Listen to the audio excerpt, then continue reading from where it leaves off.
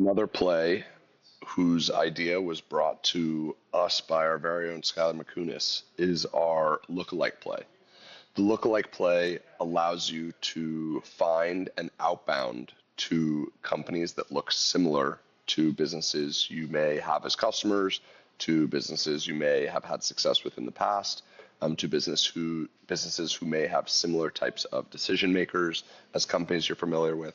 And so in this example, I'm going to show you how we're going to do it for two of our good customers, Default and Pylon. So you can see here we have a list of companies in this Excel sheet I put together, and as well as the actual websites of companies that look similar to those businesses.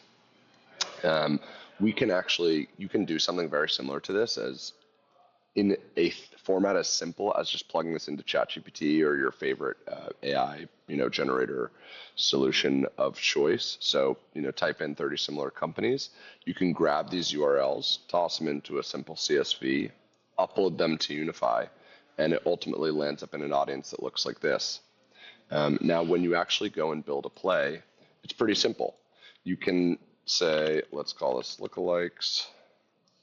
We're going to create this. When it enters the audience, we're going to call this the lookalike. And we are going to prospect for people at those accounts. Let's call it 2 or 3 individuals. We're going to prospect for net new people. Maybe we want to look at like marketing.